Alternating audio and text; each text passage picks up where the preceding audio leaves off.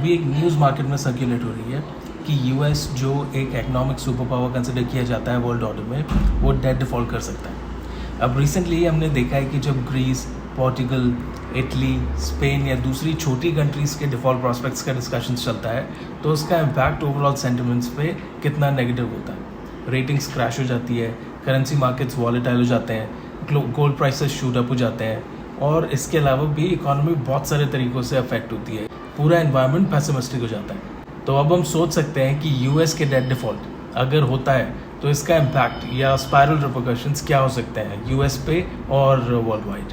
आइए इसे अच्छे से समझने के लिए पहले हम जानते हैं कि डेट डिफ़ॉल्ट होता क्या है और फिर हम देखेंगे कि आज ऐसा क्या हो गया कि यूएस डेट डिफ़ॉल्ट की बातें हो रही हैं। हम जानते हैं कि just like the government of India, government of USA भी एक बजट टाइप डॉक्यूमेंट ड्रॉ करती है जिसमें एस्टिमेट किया जाता है कि हम कितनी इनकम लाएंगे और कितने एक्सपेंसेस करेंगे।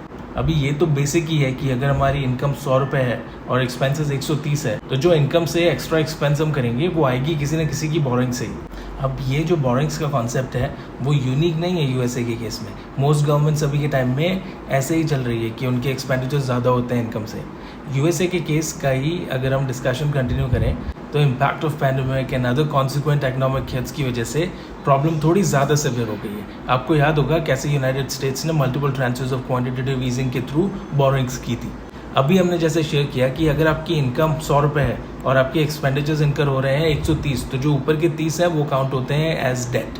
अब एक बात सोचिए, अगर इसमें हम ऐसा बोले कि आपका शॉर्टफॉल तो 30 रुपये है पर आपकी बोरिंग्स पे 20 रुपीज़ का ही कैप है, मतलब आपको सस्टेन करने के लिए चाहिए 30 रुपये और आप बोरो कर सकते हैं सिर्फ 20, तो बाकी के 10 जो आप सर्विस नहीं कर सकते हो उसे कहते हैं डेट डिफ़ॉल्ट।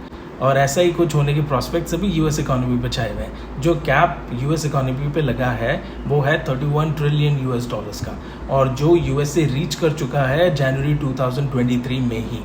फिर भी अभी तक किसी न किसी तरह से ये अपना काम चला रहा था, बट इस जून मंथ में या तो यूएसए को चाहिए कि वो अपनी बोरिंग लिमिट को इंक्रीज करे अपनी कांग्रेस में अप्रूवल के थ्रू या फेस करे डेट डिफ़ॉल्ट को। पर चैलेंज डेट लिमिट को रेस करने में ये है कि जो कांग्रेस अप्रूवल चाहिए यूएसए को वो उन्हें रिपब्लिकन्स, मतलब जो ऑपोजिशन है वहाँ के हाउस ऑफ रिप्रेजेंटेटिव्स और सेनेट में, उनके सपोर्ट के बिना नहीं पॉसिबल होगा और वो इसे इंक्रीज करने के अगेंस्ट हेल बेंट हो रखे हैं। रिपब्लिकन्स का स्टैंड इस डेट लिमिट को रेस करने के अगेंस्ट में ये है कि ऑलरेडी ये limit close to 120% of their GDP हो चुकी है और इससे ज़्यादा बोरोइंग इकोनॉमिक पैरामीटर्स को हर्ट करेगी, उनकी इकोनॉमी को हर्ट करेगी।